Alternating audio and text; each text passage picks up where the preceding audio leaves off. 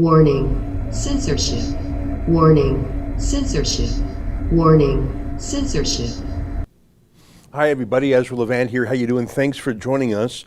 When I was last with you on Wednesday at noon, we had a series of hiccups with a piece of hardware called a Tricaster.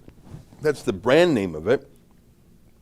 Tricaster's, at least the device we have from them, basically is our studio in a box, I've heard it described as. It takes the video feed. It allows us to add in a Skype feed. It allows us to show graphics. It's connected to the digital backdrop you see behind me. So for that to go down was a serious business. And I think we had 3 hiccups on Wednesday. So we had to rush out and get a new Tricaster, which is so important. And it's almost like a new engine in a car.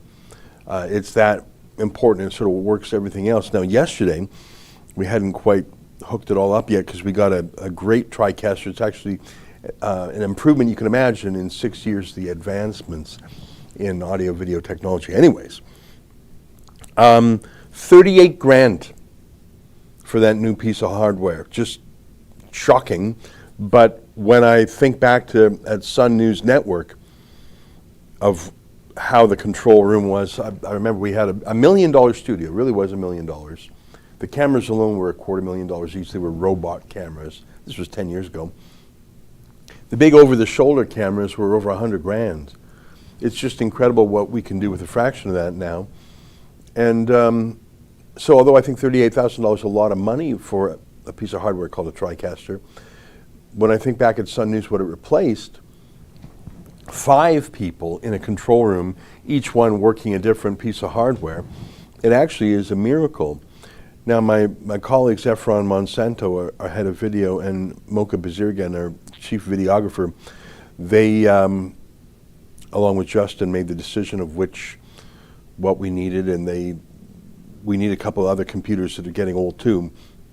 So Mocha and Efron put together the following video of, we're going to crowdfund it. That's what we do. So we have a website called ournewstudio.com. Here's a video that Mocha and Efron did yesterday. Hey guys, had a video for Rebel News here, Efron Monsanto, along with Chief Videographer Mocha Bazirgan. We're here to tell you that we need your help once again. Our Tricaster is no longer working.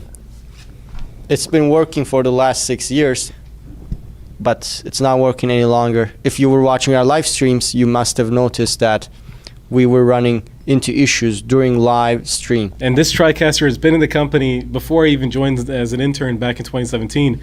This actually filmed the election night coverage that Ezra had in 2015. This has a lot of history. This has been through a lot of iconic Rebel moments. Remember the time that David was arrested in Brampton for bringing you the other side, and we had to go live immediately? Hello, everybody, and welcome to this very special emergency live stream. I have some terrible news to report. My friend and colleague David Menzies, beloved by many, public interest journalist, was just arrested. And also remember when you were holding the phone to your face instead of recording the action? Arrest him or go away. Okay, lift it up.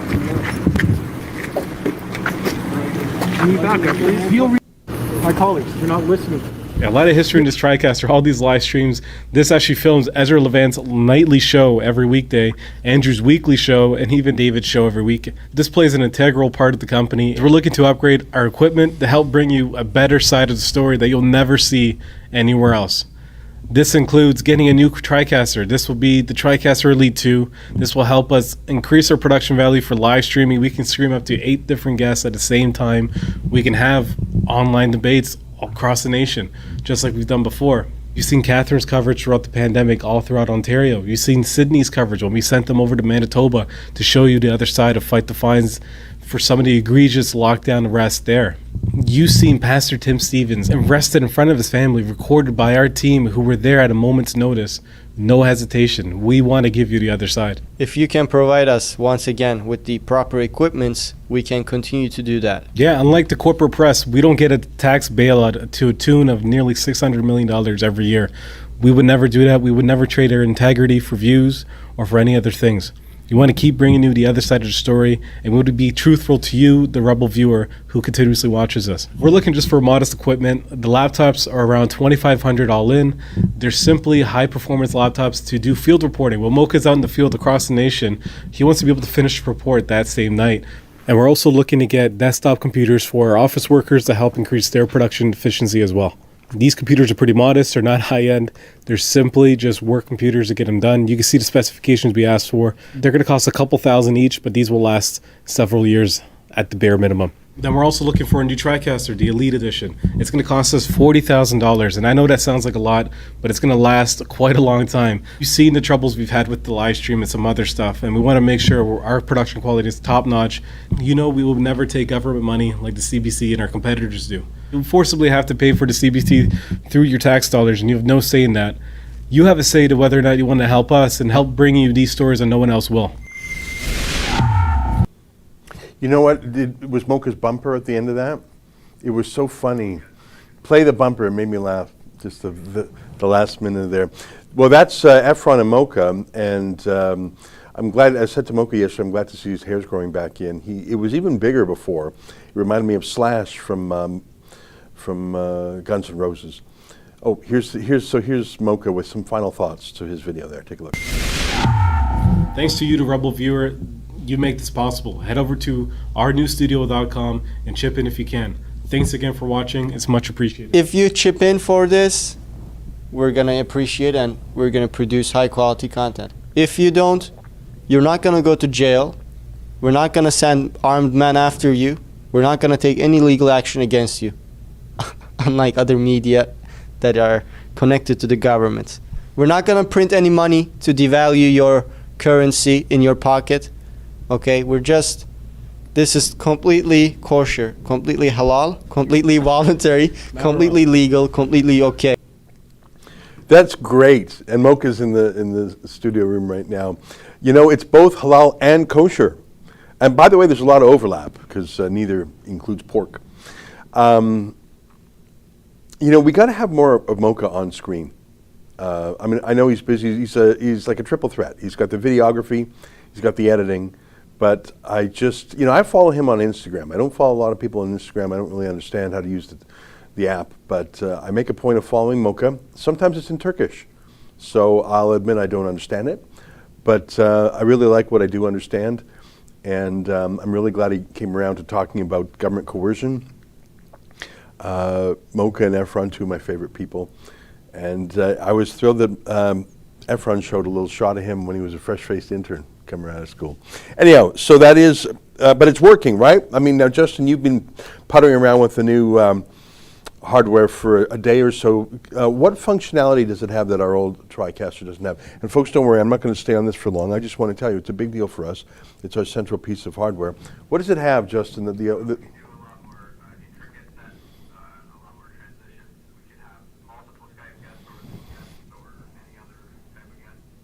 Got multiple guests, multiple Skype guests, better transitions, better sets. All right, good. Well, I look forward to maybe you can give me like a tour of it or something when we're all figured it out, because I'd love to see some of that functionality. So thank you to our team that managed to get that new piece of hardware really quick. It took us a day to set it up. So sorry we didn't have our live stream yesterday, but it looks like it's working. And thanks to Efron and Mocha for doing the crowdfunding pitch. Appreciate that. All right, so enough shop talk. Let's get down to the news. I've said for a while now that the worst thing about the lockdowns, I think the worst thing about the lockdowns is what it's done to kids. Other than that, I think the worst thing about the lockdowns is how it has rewired people's brains to make them internalize the fear and the superstitions of lockdownism, and to go beyond what the law says and become little enforcers, little scolds, little informants, a little secret police for lockdownism. Can you find that tweet I did yesterday about that guy who was talking about his wife? He had to come and rescue his wife. This is just a tweet. I don't even know who this guy is. And it's just a still picture. It's not a video. But his wife was grocery shopping, and she has a mask exemption. So she's not just saying, I don't wear a mask. She actually had an exemption, I presume, for medical reasons or whatever. None of my business. And a guy, a big guy, comes up to her and just gets in her grill, harasses her. She was so scared, apparently, that she had to call her husband to come and rescue her. Did you see that one I did? And it's not much to see other than I want to show you the photograph of this guy. Yeah, thanks very much. Had to just pick up my distraught wife from Kohl's after this creep tried to stop her getting a trolley and then followed her around taking photos of her for not wearing a mask, despite her having an exception. I'm ropeable, which I presume is an Aussie way of saying really mad. And then so he's following her. He looks like a fairly big guy. Looks like he's about 60. And do you have my reply to there? I don't know if you have my reply. I can tell you what I said. I said the first thing that I always note in these cases, if he were truly afraid of your wife, he'd have run away from her. Like if she had if you saw someone on the street and someone said, and let's say they were coughing, and someone said, oh my God, he's got Ebola, and if you believed them, would you run to them? No, you would not. You would run away from them. You would hold your breath and run away. Maybe even close your eyes, and you would run. If he were truly afraid of your wife, he'd have run away from her. He's not, of course. Now, this is my own psychoanalysis, which I'm not very good at, but what do you think of this, Justin? He's afraid, not of the disease, but of being scolded and bullied if he doesn't wear a mask. So he wanted to do to her what he's afraid of someone doing to him. He's managing his fears by transposing them onto her. So what does he think will happen if he doesn't wear a mask? People will scold him, people will marginalize him, people will be mean to him. He might get in trouble, he might get the police, he'll be at least a social pariah. These are all the reasons why he himself wears a mask. Health has nothing to do with it. Like I say, if he was truly afraid of this woman at a shopping center, at a grocery store, he would run away from her. And so to justify his cowardice, to justify his decision to wear a mask, he has to make his fears real for that other person. Otherwise, he just comes across as a scaredy cat. So if no one else will scold her, shame her, marginalize her, arrest her, he's got to fill that role. Because remember, that's his psychological justification for being a bit of a coward and submissive and complying and wearing a mask that he knows has nothing to do with help. It's all about virtue signaling. He knows that there's no health justification. There has to be a social justification, a political justification, I don't want to get in trouble justification. And if this woman can live a counterexample by going about her business without those harsh hassles and scolds, then his justification, his rationale, his excuseology for being a coward wastes away, and he can't have that. If there is no comeuppance, if there's nothing that happens to her, then what's his excuse? So he desperately needs that excuse. He desperately needs to say, he would say something different. He'd say, I'm doing it for public health. But he's really doing it because he doesn't want to be scolded or marginalized or hassled. So if another person, a woman, and it's always a guy versus a gal, by the way, because he wants to play the role of police. And I found that it's just so classic. None of these scolds are actually afraid of the virus. And they never say they are. It's always follow the rules. And then if you listen to them long enough, they always come around to saying, if I have to do it, you have to do it. And that's the real giveaway. And by the way, there's something to that. But the answer is not, let's all be enslaved together.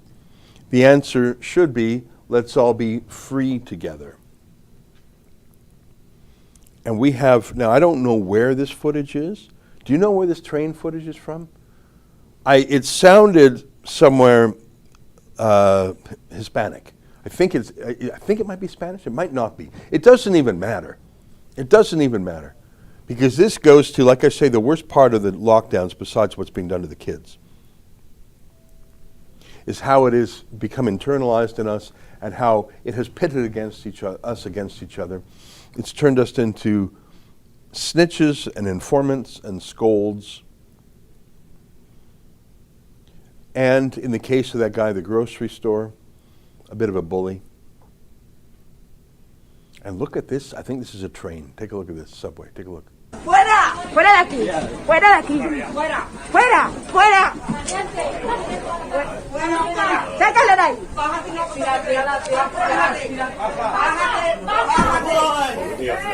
Y la gente de seguridad, vaya mierda de país, vaya mierda.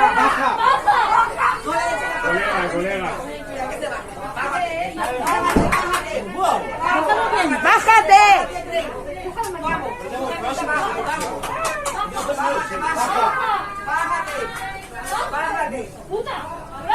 ¡Bien!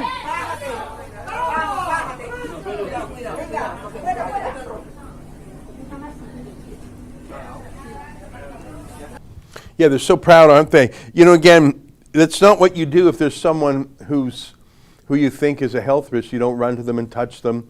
And if you're worried about them violating your physical integrity, you don't violate their physical integrity.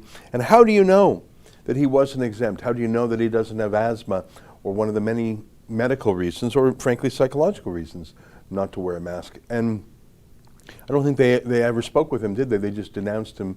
It was like that scene, remember that movie or that TV series a few years ago, Game of Thrones, where they had this walk of shame by the defrocked queen. Shame, shame, shame. And there was this cathartic 2 minutes of hate, very powerful scene I recall from that show. That's what they were doing here. They were expiating their own rage at being locked down onto this one scapegoat who dared to be free. I don't know where that was. Was that Spanish? I couldn't tell. Sounded like it. It could have been another romantic language like that.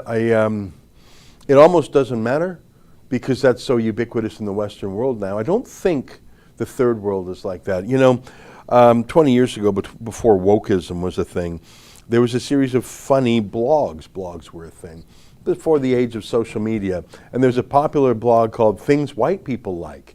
And it was really funny. It was like pumpkin spice lattes. And this was before the age of rage and racial disharmony that we're in now. You would never have a site called Things White People Like now. And if you did, it would all be things that condemned white people. It wouldn't be funny things like, oh, yeah, pumpkin spice lattes.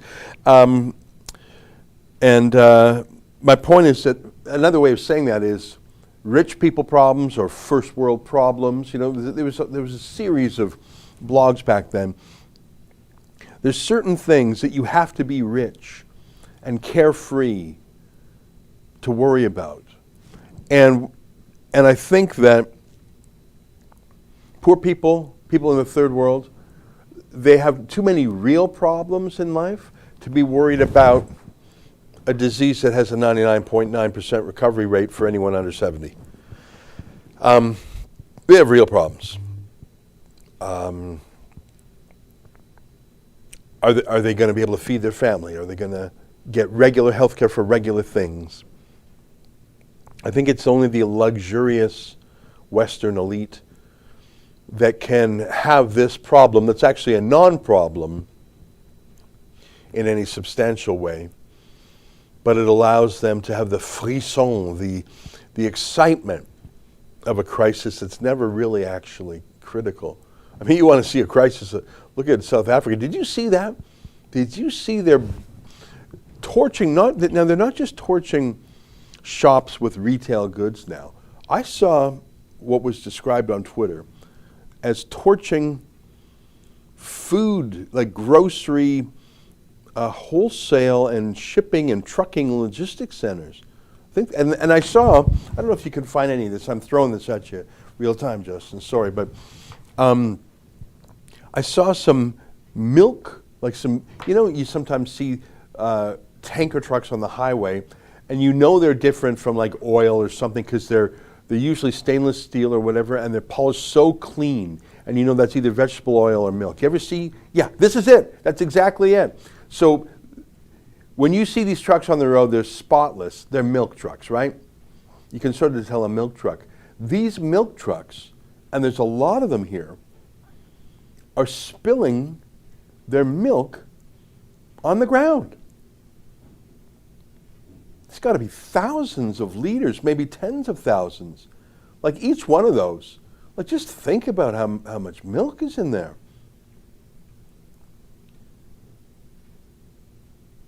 Now, can you show me the caption? Because I don't want to go just from my memory here. Was there a caption on that tweet?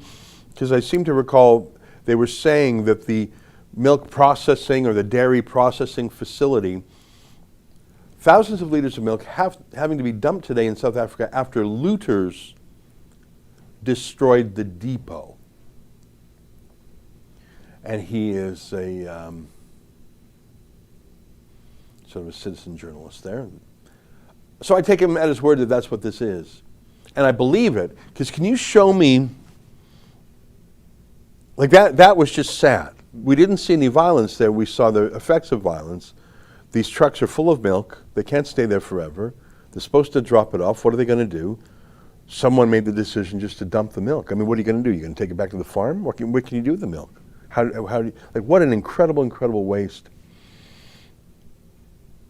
You know, I don't know if you know this. I'm going from memory here.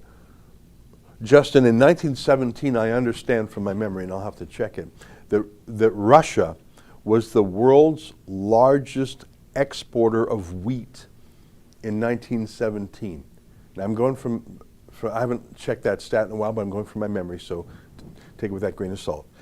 By the time the Berlin Wall fell in 1989, 72 years later, the Soviet Union had become the world's largest importer of wheat. And it's obvious why communism, the Holodomor targeting of Ukrainian farmers, the forced collectivization of farms. You know, in the Soviet Union, 1% of the land, you could have a tiny private plot. And that 1% of the land that you were allowed to have like a private garden represented, I'm trying to remember the number, if it was 10% of the production. And again, I'm just going, that isn't even from memory, that's just a rough remembrance. My point is, the forced collectivization, the destruction of private property turned Russia and the Soviet Union into a beggar nation that could not feed itself. And so too with Zimbabwe, formerly Rhodesia, once the breadbasket of Africa, on the verge of starving. And I am deeply worried that South Africa, South Africa is an interesting country. I've never been. It's a mix. There's great wealth, but there's also poverty, but there's also a growing middle class and people trying to get ahead. And it is the kind of place where if you destroy the infrastructure and if you destroy businesses, it will fall back into poverty so quickly. It'll be like Zimbabwe. It will go to the brink of starvation. And when I see food being destroyed like that, can you show me the burning? Like, it's not just looting, you know, flat screen TVs and games and like retail luxury goods.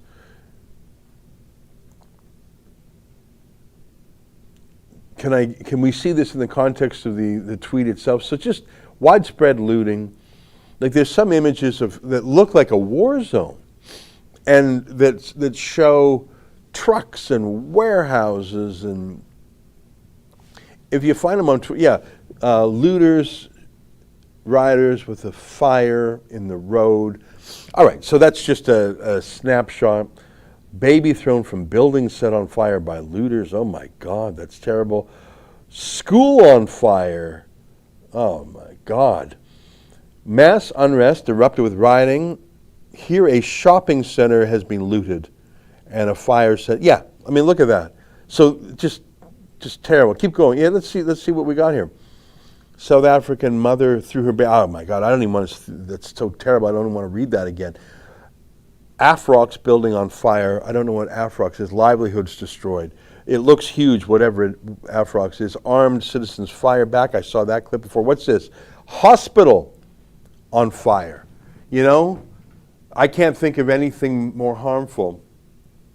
It has emerged that an Afrox building near Queen Anne Drive in Durban and KwaZulu-Natal was on fire.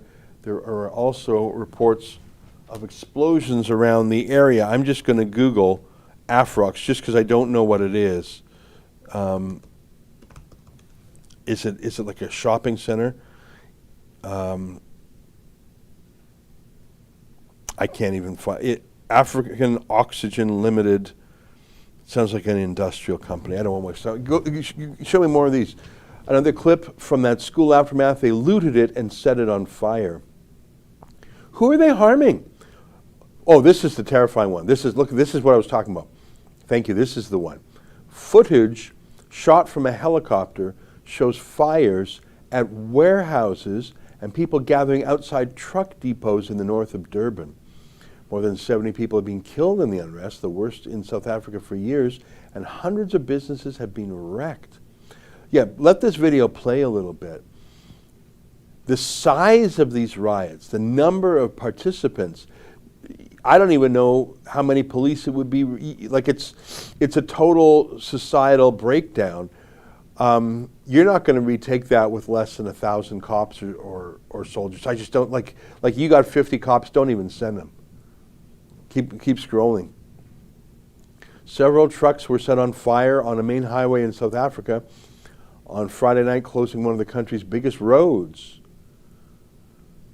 Take a moment to watch this short film, South Africa is on Fire. The imprisonment of, because Jacob Zuma, a crooked ex-leader, was imprisoned, so they're just burning the whole place down. Why are you burning a school? Did the school did that? Building set on fire in Durban. Riot police firing rubber bullets. We saw that video before. KFC is on fire. Yeah, it looks terrifying, doesn't it? Another angle of that stack of cars on fire.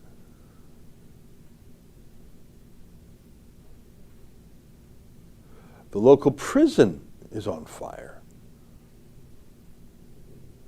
Trashed. Oh, I hate that one about throwing the baby. That's terrifying. I just can't even stand to read those words. Buildings on fire, stores looted out, told somewhere in KwaZulu-Natal. Yeah, that's the baby scene again. What's that fire there? Did we see that one already? KwaZulu. The Afrox, but I don't know what Afrox is, and I had some trouble.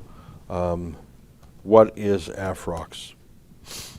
I don't know. I've just never heard of it. Afrox is a chemical, African Oxygen, a chemical manufacturing company. Is that what that is? Maybe it is. Oil and gas, petroleum services. Yeah, maybe it's like Shell. Maybe it's like Shell or Exxon. I think that's what it is. I just never heard of it before. Sorry. Terrifying. Societal breakdown. Low trust society. Everyone for themselves. Grab what you can. But that doesn't explain it all.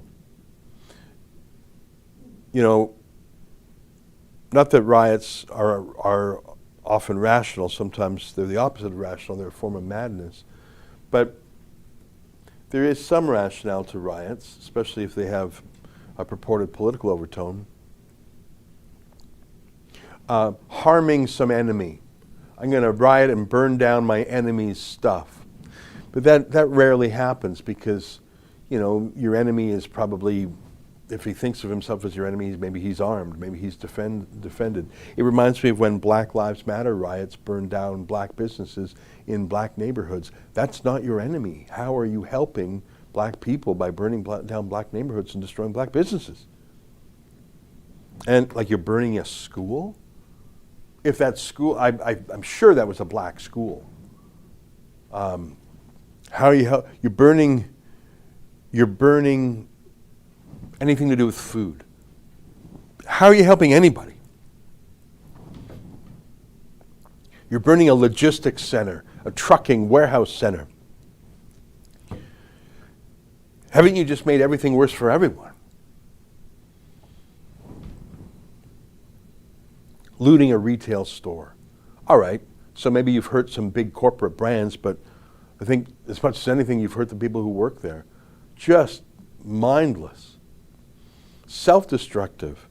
And I'm really worried that what happened to Zimbabwe, what I said about the former Soviet Union, Russia, 1917, world's largest exporter of wheat, 72 years later, world's basket case.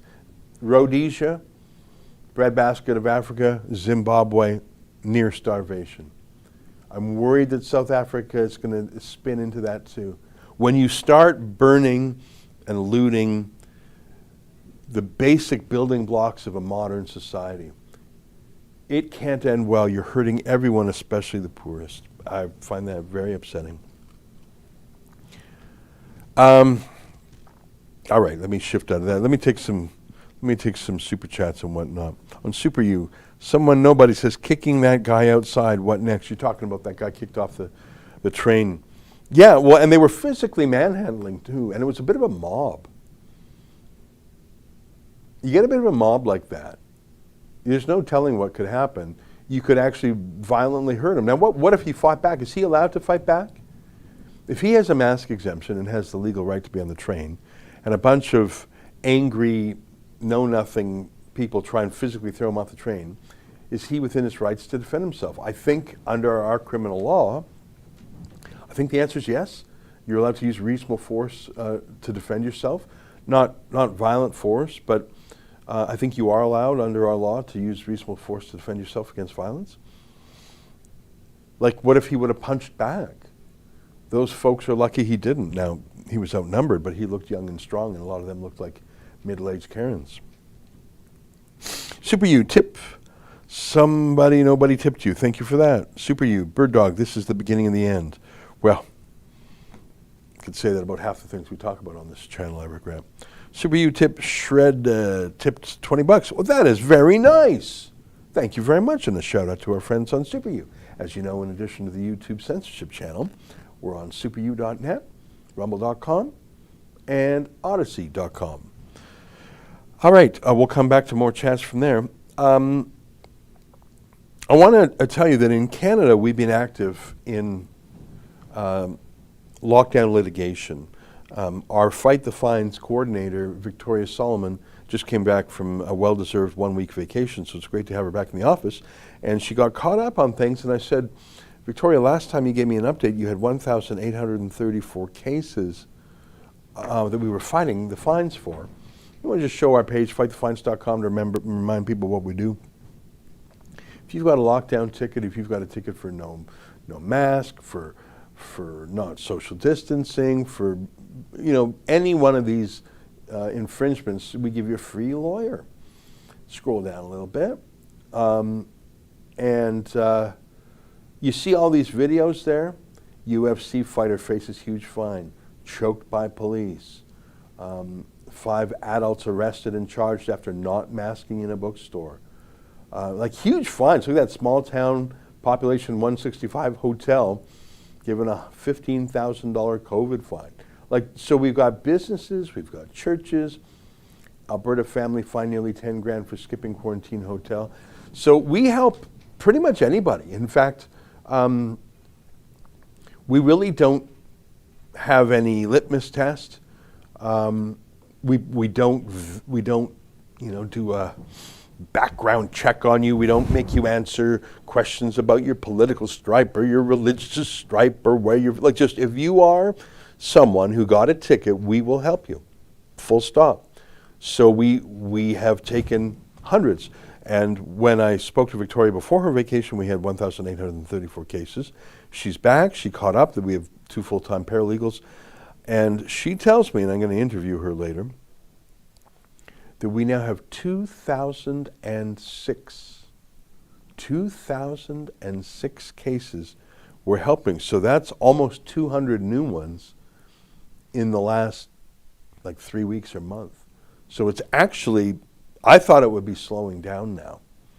2,006 people we are helping, and I'm very proud that we are. In addition to those 2,006 individuals, we have financed some constitutional challenges, some charter challenges in Canada, and disappointed to say our constitutional challenges and other constitutional challenges by other lawyers and other plaintiffs, they've all failed. There's probably been a dozen real attempts to stop the lockdowns in different provinces and federally and even on the city level. I'm unaware of any judge in this country who has made a substantial decision to say no. I think there was one Quebec exemption that they tweaked, like a tiny thing, and it was just for a very small medical thing. It's so small I don't even remember it. Other than that, I think every single case lost. Just the judges aren't going to stand up for civil liberties. And why should they? No one else is. The media isn't. The opposition parties aren't. The doctors aren't. Why should a judge? I know the answer, because that's a job. And that's what they swore to do. Now, look at Spain, though. Spain's top court rules the pandemic lockdown is unconstitutional. The ruling said that the limitations on movement violated citizens' basic rights. Last year's stay-at-home lockdown order by the government under a state of emergency was unconstitutional. Spain's constitutional court has ruled on Wednesday. The court ruling was in response to a suit filed by the far-right Vox Party. Yeah, everyone's far right when you're the independent newspaper. It was a split decision, according to a brief statement issued by the court. 6 magistrated in favor and 5 against. The far-right Vox. Hang on, are you far-right if you believe in individual liberty, or are you far-right if you believe in the state locking people in their homes? Imagine saying the civil libertarians who don't want an authoritarian government locking your house, imagine calling them far-right. And it's just, we're in an upside-down world. That goes to show the media. Look even in this story on the Supreme Court judges, their 6-5 split for freedom. The media is furious about this. So that's a win. And I want to show you a video. Do we have time? Yeah, I think we have time to play it. It's 6 minutes long. But I watched this video yesterday, and I want to tell you, these are tough days we're in. These are difficult days. There's lots of bad news everywhere. Twitter's the worst. It just gets me agitated. But I just saw this video, and I started watching it, and the time flew by. It didn't feel like 6 minutes. And I got to tell you, I actually had a smile on my face the whole time. It's such a fun video. It's a happy video. It's emotionally satisfying. There's jokes in it. And I thought, I needed this. And here's Avi Yamini, the Thunder Down Under, who fought a Fight the Fines case. And I'm not even including the Australian and the British ones in our 2006, by the way. You add in what we're doing in Australia and the UK, where we got even more. I'll let the story tell itself. Take a look. G'day guys, today I got absolutely fantastic news I can't wait to share with you. Remember Rob, who was arrested and charged for being in the wrong place at the wrong time? Well, Fight the Fines managed to finally get his charges dropped, but there was one more promise I had to fulfill. On that day I never got my pizza, so that was a bad thing too, and I like to eat. Let's say at the end of this, we'll do a party with pizza and celebrate, hopefully, what will be a win. Here we go.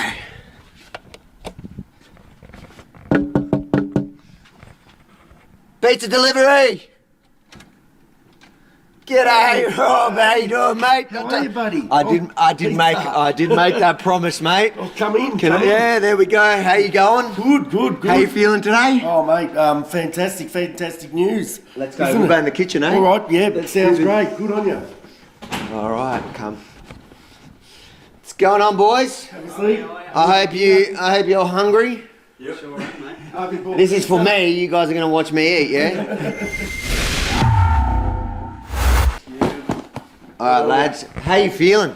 Oh, mate, Come, don't stop to talk. Let's get the pizza out. No, But, talk to us while you're doing it. I'm concentrating on the pizza. Yeah, you've been waiting a few months for this pizza. I've had one in between, but this is like the celebration pizza. This is the thing that I missed out on the day. Spilling it everywhere. Well, I don't care. I love it. It makes it all worthwhile getting the pizza, thanks. Is Dad still a peanut? Not anymore. He's got to win.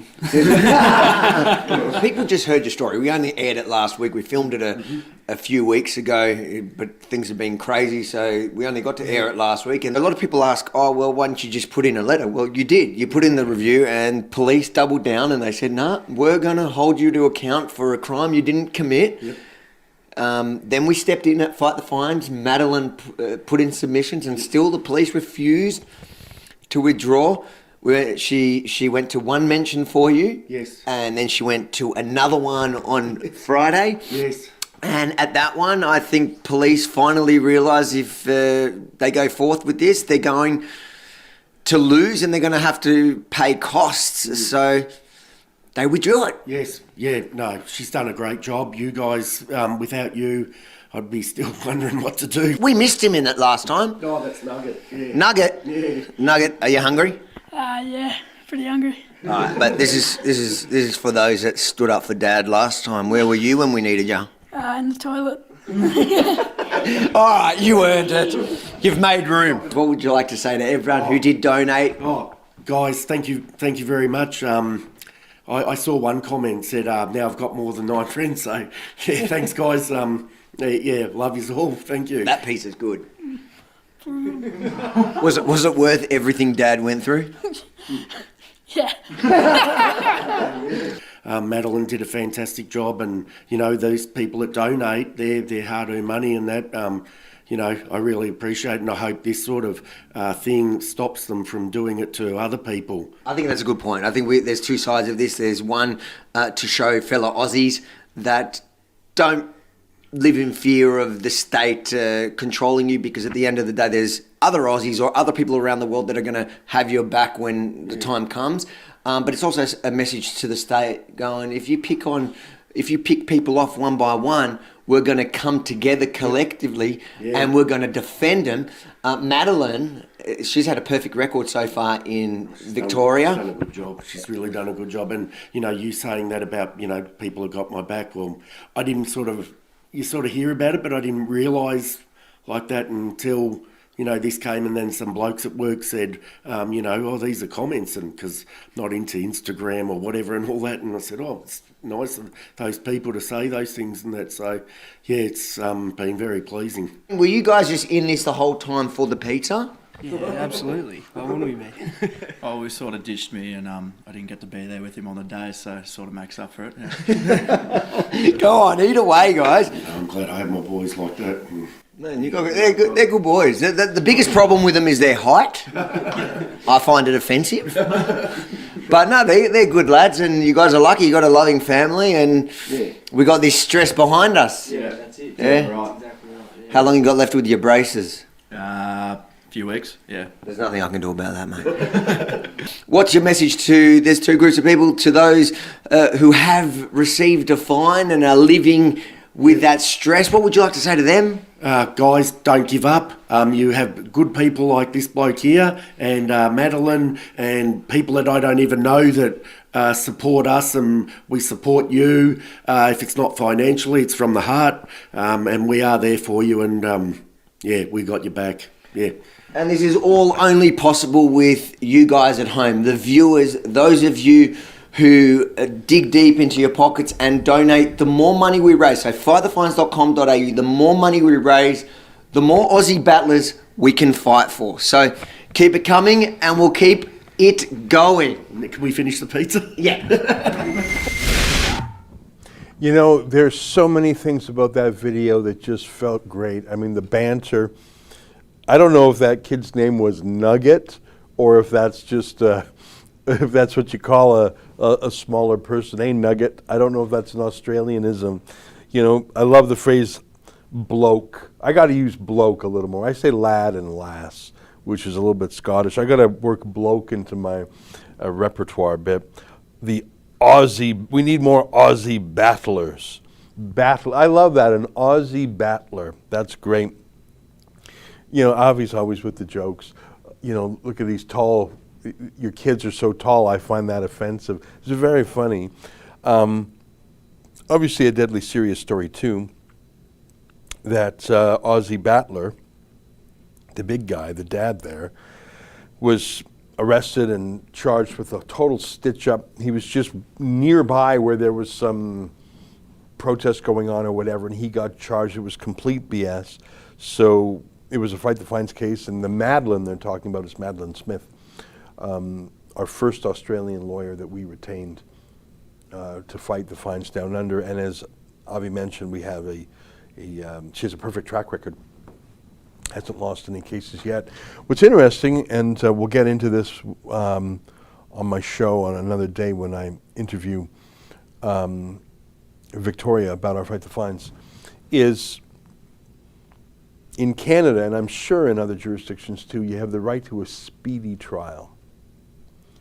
That is, that you can't be charged with an offense today and they'll get around to it 5 years from now. Memories fade, evidence decays, and there's the stigma of even being accused of a crime.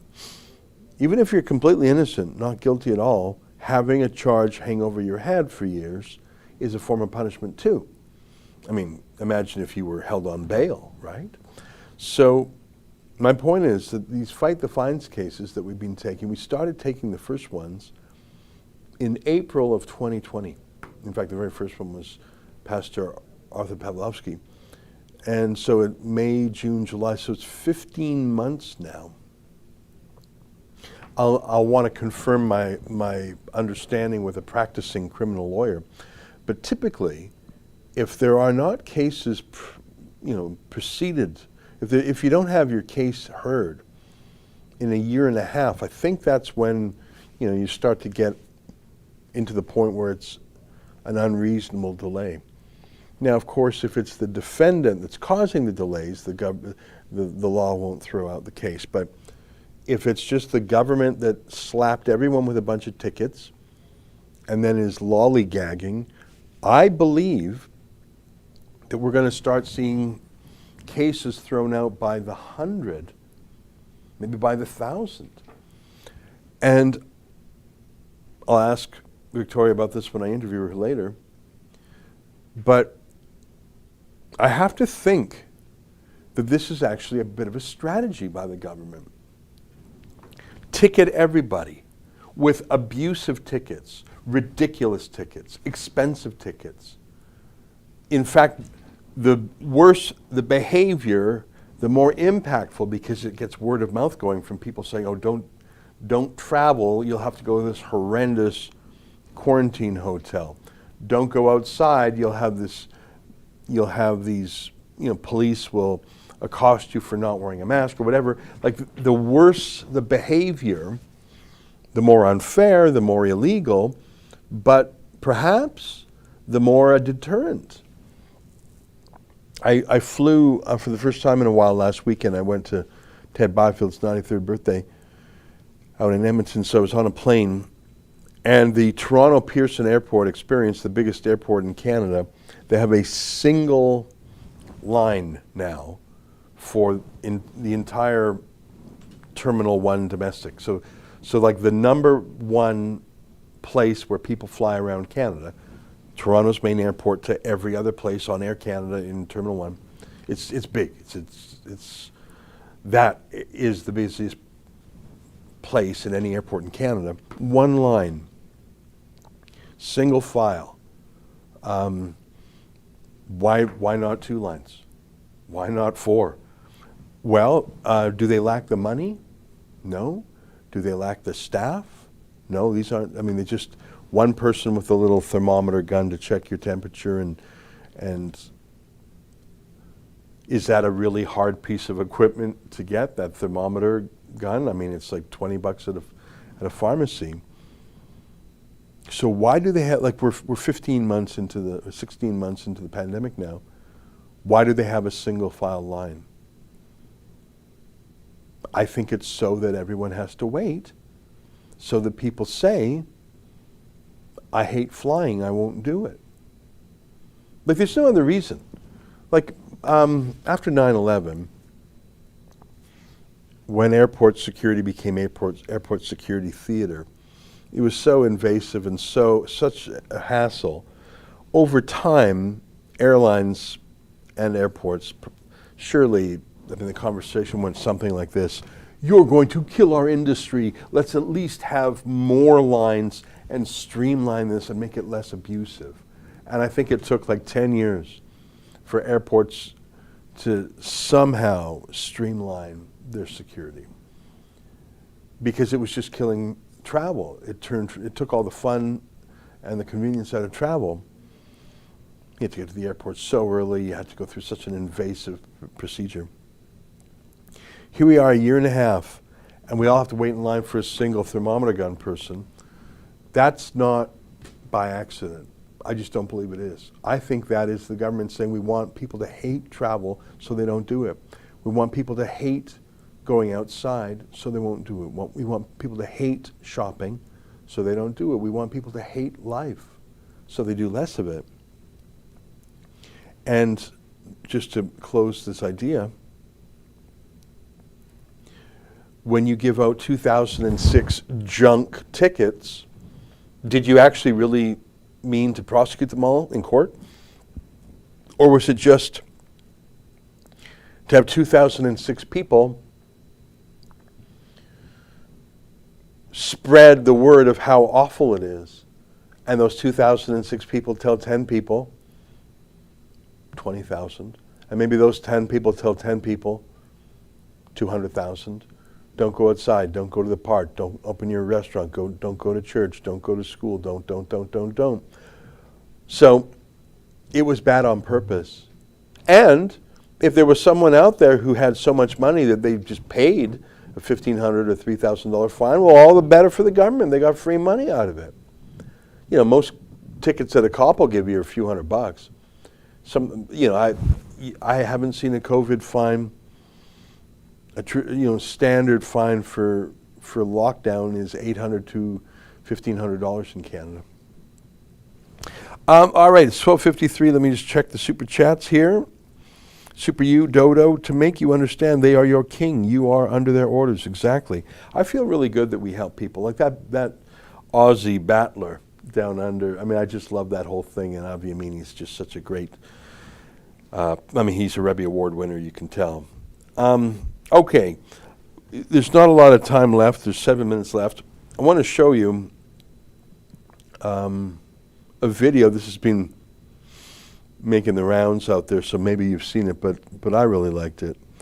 Leonard Nimoy, who played Spock in Star Trek for so long, he's an actor, right? I mean, he's not a philosopher, he's not a scientist, he's not a deep thinker, but because he played Spock, people assumed he was smart. Like, do we know if Leonard Nimoy was smart? I mean, I don't think he was dumb or anything. This has been making the rounds out there, so maybe you've... Give me 1 second on Leonard Nimoy. He passed away 6 years ago, so he never had to see what was being done in the name of science. As he played Spock, I'm getting some feedback here. I'm just going in his early biography. Give me 1 second here. So was he a scholar? He took drama classes at Boston College. Then he basically got into acting right away. He served in the United States Army Reserve for 18 months. Okay. Army Special Services, putting on shows, which he wrote, narrated, and emceed. Okay, so he was an entertainer in the military. I respect that, by the way. In no way do I disrespect someone who entertains the troops. I mean, Irving Berlin. You probably know the guy who wrote White Christmas and God Bless America. And did you ever hear, I hate to get up, I hate to get up, I hate to get up in the morning? Yeah, do you know that song, Justin? No? He basically created modern entertainment for soldiers. I think he served in World War I, if I'm not mistaken. And then after that, he just put on shows for the forces. I can't think of anything more patriotic. So Leonard Nimoy basically went to drama school, and then he joined the Army as an entertainment. And by the way, I think that's very patriotic, and I salute his service. But Leonard Nimoy is not a scholar. He's not a scientist. He's not a climatologist. Everyone thinks he's smart because he plays Spock. That was a character. That was a role. He's not actually a Vulcan. But the thing about that is, when he says something, and he's got those great eyes, right? He's got that great sound everyone associates with Spock. When he says something, he sounds smart because the character that made him famous, really the only character. Do you know any other character Leonard Nimoy played besides? No, no one does. You know, I'm sure he did. Let me just, other work after Star Trek here. So he was, he did some voice acting, which is a good idea. Hosted some kids shows, but let's be honest.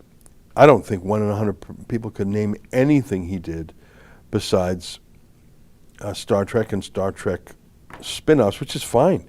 It was one of the most successful things you can imagine.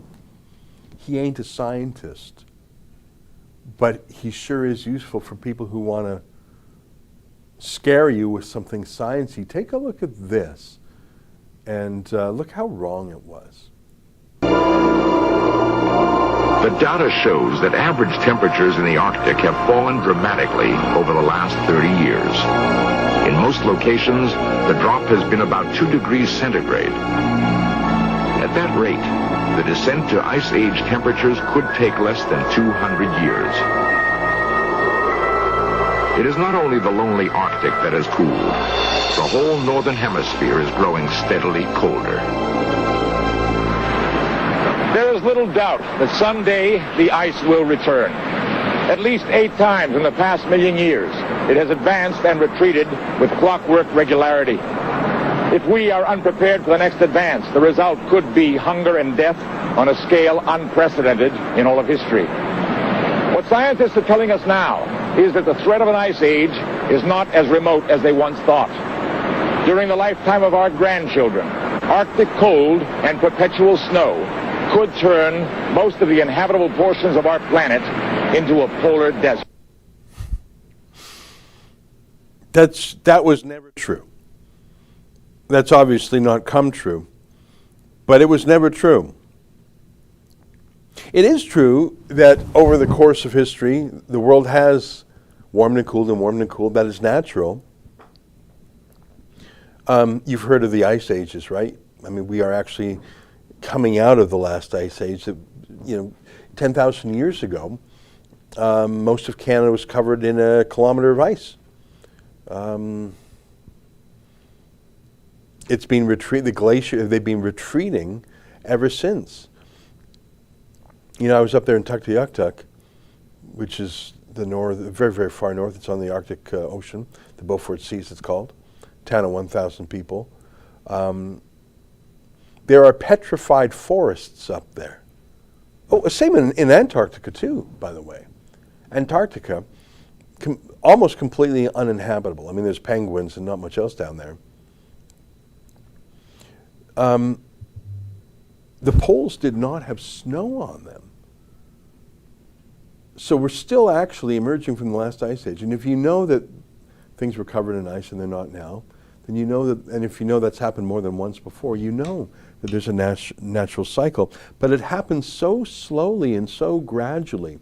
I guess what I'm saying is, even if we did go back into a little ice age or come out of a little ice age, it happens so gradually and so slowly that his whole fear-mongering, oh my God, your grandchildren will live in a polar desert, that just, no, never, just lying hype, global colding, global warming, global, I don't know what the angle was 30 years ago 40 years ago when that was recorded, but I think we should, it's at least Leonard Nimoy, you could look at him and say, well, Spock said that.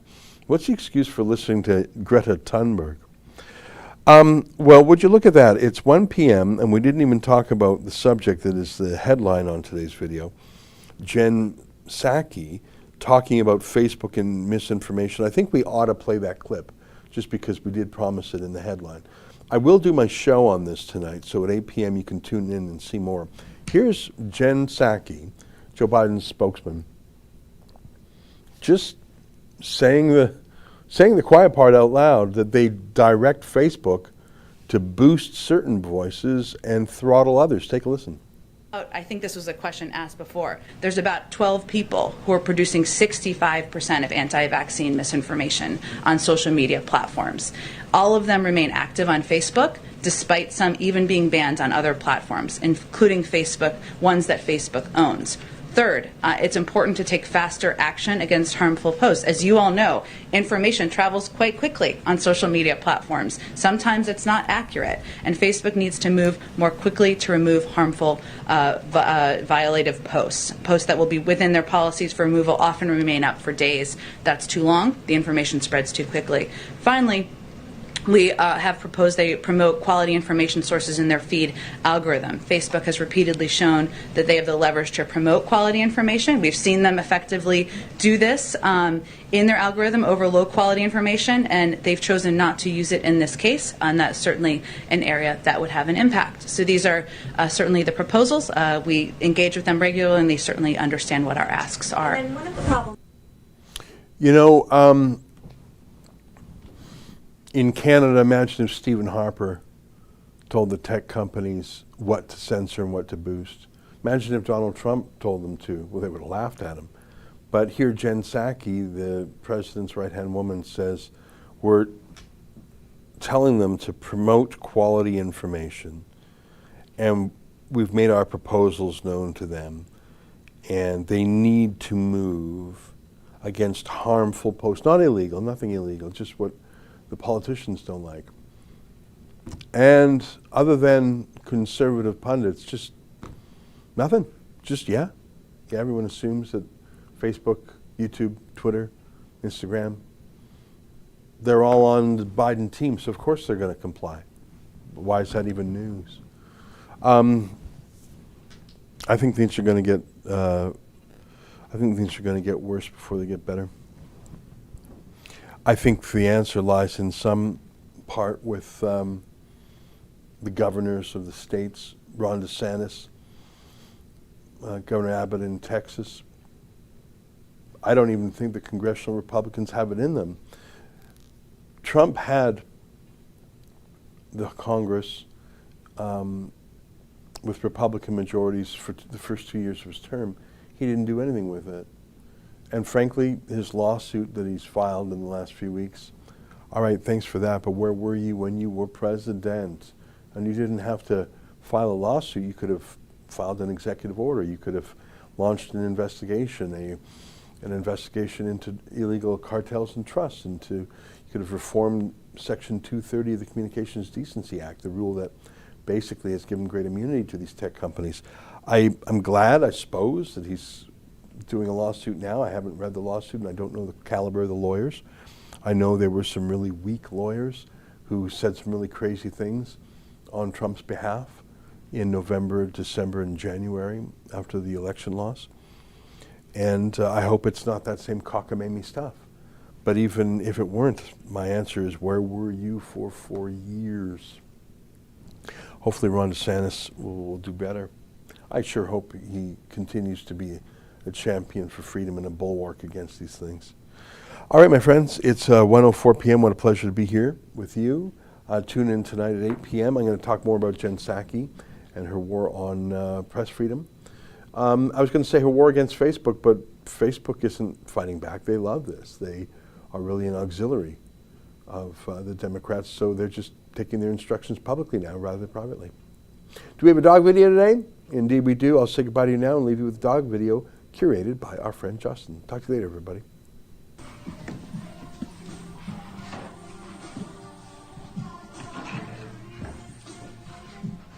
Come here. Come do that again. He just, he slid. What the heck? He loves doing this. I bet it feels good.